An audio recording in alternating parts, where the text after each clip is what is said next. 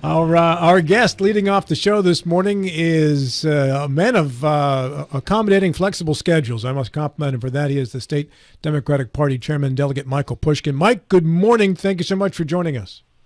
Oh, thanks for having me on. How's the weather up there? We're getting a lot of snow down here in Charleston. We're not getting any. We may get a few flurries this afternoon or this evening, but not going to be more than maybe a half an inch, if anything. This time last week, they were predicting 14 to 18 inches. Yeah. And now maybe a snow shower. Maybe a dusting. That's about it.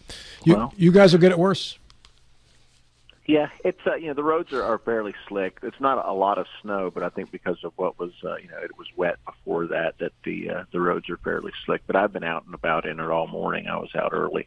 But I appreciate you having me on here with your. Sounds like you have the starting lineup in today, Rob. So. Oh yeah, I got them. Great show. Like I said, I left the door unlocked, Mike, and they walked in. So first two to walk in. It's like festival seating. Yeah.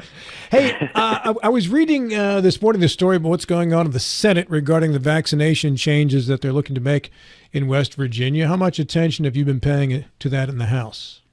Well, I've been getting a lot of phone calls from concerned parents, concerned teachers, just concerned citizens in general. I think one thing that, we're often told West Virginia is last in this and last in that. It seemed to be like last in all the categories we want to be first in and first in all the categories we want to be last in. One thing that West Virginia has done better than most states is our public health laws. You don't hear of, measles outbreaks in West Virginia. You don't hear about a lot of these diseases that have, pretty much been eradicated. You don't hear them making a resurgence in West Virginia, and that's because we have pretty strict public health laws. And now there's an effort for what the reason they're doing it is just escapes. I don't understand. I really don't understand the other side's argument on this, on weakening childhood immunization laws. I think that a lot of it has to do with people's reaction to COVID.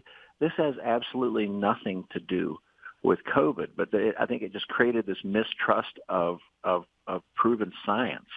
Our childhood immunization laws have worked. They have saved lives. We have nearly eradicated a lot of diseases that used to be a part of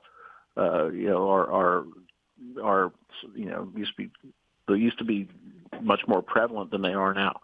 And we want to go backwards on that. I don't understand it. And when you talk about a religious exemption, it's not a religious exemption. It's a non-medical exemption. But I don't know of any real religious exemption to this. So you might disagree with me on that, but I'd love for you to point it out. What religion bans childhood immunizations? There isn't one. According to Senator Rucker, who's from the Eastern Panhandle, it has to do with the way the vaccinations were developed, and it started with an aborted fetus, she mentioned in one of her complaints regarding vaccinations. I don't believe her. I don't think that's true, and that's not what they're made of now. And the Catholic Church, which is very much anti-choice, very pro-life, they don't prevent people from having childhood immunizations. We have a very a great Catholic school right in the middle of downtown Charleston. They require childhood immunizations. So I don't buy that argument. Mm-hmm. But I'm just telling you that's the one she's pushing. I just think it's a very unhealthy mistrust of science is what we have here. So let's quit calling it a religious exemption and just call it a non-medical exemption, because that's what it is. There are several things they're asking for, and I think Senator Tom Willis was on the show, called it a vaccination freedom bill. I'm not sure if Governor Morrissey, who's also pushing this, I'm not sure if he referred to it the same way. But are you aware of the exemptions that there were some, I guess, amendments to the bill to try to keep the polio vaccine as required, and that's been rejected as well? I believe all the amendments were rejected. I think there were some common sense amendments offered. Of course, we were dealing with other issues over in the House. It's kind of hard to follow both at the same time. But I know that the amendments were summarily defeated, and some of those I believe were good faith amendments that would have made a very bad idea slightly better. But we're stuck with the really bad idea. Bill? That's what you get at what I call the bad idea factory, otherwise known as your state capital. In the article that Rob's referred to, polio was targeted, and we certainly know the outbreak of measles in Texas and New Mexico now. Are there other diseases, childhood diseases, that were targeted or spotlighted with the discussion yesterday in the Senate? I wasn't part of the discussion in the Senate. I think they're talking about all immunizations. Yes. Proven science has been proven for years. They want to go backwards on. So I don't believe that there were any exemptions to the exemptions of what we're talking about here. So I don't believe any of the amendments were adopted. So you just have anybody can just get an exemption as long as they claim it's because of a deeply held belief. Yeah. And going back to Senator Rutgers' comment about the using aborted feces as fetus for polio, it's actually, I think, a grown woman who gave the basic cells that started the polio vaccination. Yeah, and how long ago was that? 1951. Okay, so she's talking about science that has been settled since 1951. I don't think that's a good argument. With all respect to Senator Rucker, that's an insane argument. And it's hard enough to get teachers in this state right now. A lot of teachers in your area are going across the borders into Maryland and Virginia. It's going to be even more difficult to get teachers when their health is at risk. If we remove these child immunization laws for our public schools, to me it's just ridiculous. I don't know why we want to go backwards. And I think a lot of people voted the way they did. And I think there's a lot of data to back this up. People vote their pocketbooks. And people vote because of the economy. Inflation, probably the number one driver to the polls this year. And I think that is why the party, out of power nationally, did as well as they did. We're not doing anything to address the economy. It's just all this, red meat, very divisive campaign rhetoric style legislation that they're passing. They're doing nothing to address real issues here. Over in the House, we have a resolution to rename Spruce Knob.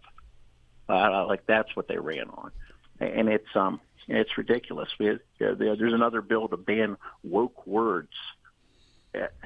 It's ridiculous. We have some real proposals out there to actually help improve the lives of West Virginians, help attract teachers into the classrooms, attract people who work at CPS. We have a shortage of CPS workers. They're doing nothing to address this. It's just nonstop, divisive campaign rhetoric, culture war crap. That's what we get this year. John Gilstrap. Morning, Mike. This vaccine issue is one of the few where I can argue both sides. Having said that, I cannot imagine not getting my children vaccinated against these terrible diseases. But that's me. I have a harder time telling you that you have to get your children vaccinated against it. And I understand, there's the argument that unless we're all vaccinated, then the disease comes back. Okay, the greater good argument. So I have a hard time taking a defensible position one way or the other because I see the hypocrisy in my own positions here. As a practical matter, has anybody run any data that you know of what percentage or how many parents are going to say, no, I don't want my kids to get vaccinated?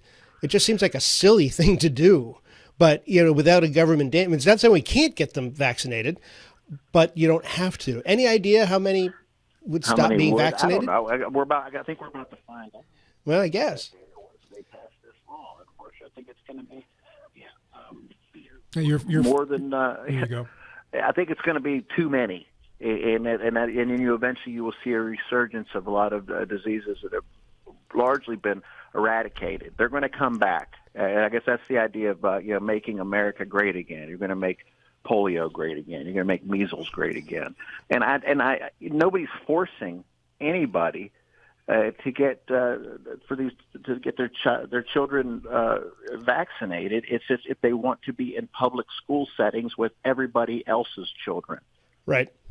So you have an option. You can homeschool. You could send them to a school. Although I don't know of any religious schools in this state that don't require it. Most people trust the proven science that's been around for most of our lifetimes.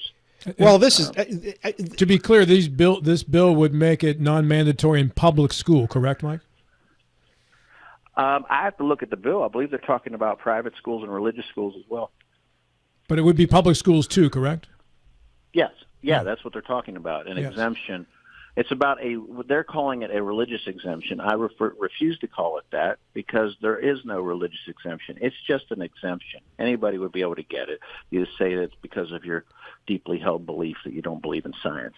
Here we're seeing the fallout of the COVID overreach. People lost their jobs. They lost, if you either get the shot or you lose a lot, and then you find out that I don't want to relitigate all of that. But here we are in a position, it's individual rights versus the group rights. And again, it's not I'm agnostic on this. It's just I am self-hypocritical on it all. Polio, as an example, is still endemic in Afghanistan and Pakistan, and we're having Afghanis and Pakistanis coming to this country all the time. So the fact that it's essentially a dead disease in America doesn't mean that the germ isn't here somewhere. That's what we're seeing in along the southern border with measles and such that's coming back. It's being brought up across the border. All the more reason to keep our public health laws strong. Yeah, it's just you will see a resurgence of it here. It's an odd hill to die on. Yes, it is, Mike. Quite literally. Yeah. Yeah, that's actually quite literally. You're correct on that. Mike, Bill has a final question for you. If you have another minute, go ahead, Bill. Yeah, Mike, you and John Gilstrap both mentioned the word data. Another amendment yesterday was to require reports of students who had an exemption. That, too, was passed. What was the argument for not collecting the data? Again, Mike is not in the Senate. So I realize that, but you're close enough. I think there's just a... You're cutting out, Mike. I'm sorry. Can you hear me? You're kind of sketchy. There you go. That's not the first time. You're good there. I pulled over, went into my office here on the boulevard. I should have fairly good service. No, I don't know why. What their argument was against most of the amendments. I think the amendments were made in good faith, and like I said, would have made a horribly bad idea slightly better. But you have to ask. Senator Rucker or Senator Barrett or any of the folks. I don't know how Senator Barrett voted on it.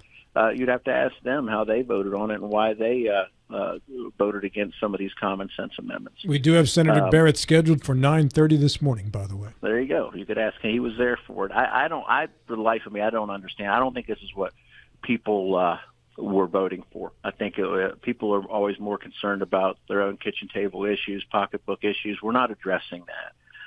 We need to. I have a bill for Public Service Commission reform, help try to alleviate some people's problems, hardships paying utility bills. We have some of the highest utility rates in the entire nation here in West Virginia, and one of the poorest states. I'd like to address that.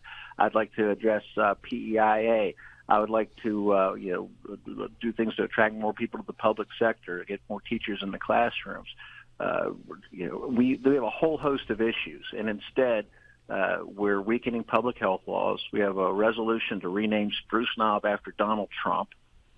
We've got a bill banning words that nobody uses anyway. What else? So we have the first thing that we'll be running in the House is a constitutional amendment to put on the ballot something that's already illegal, to not allow illegal immigrants to vote. Well, there's not a single state in the union where they're allowed to vote. It's in state law, it's in federal law, but they want to put that on the ballot. I think it's because they're more worried about who else might not vote, and that's the people who voted for them last time. Mike, on that note, I thank you very much for your appearance, especially given the short notice that was involved in it. Hey, thanks for having me on. Thanks, Mike. Much appreciated. Mike Pushkin, State Democratic Party Chairman.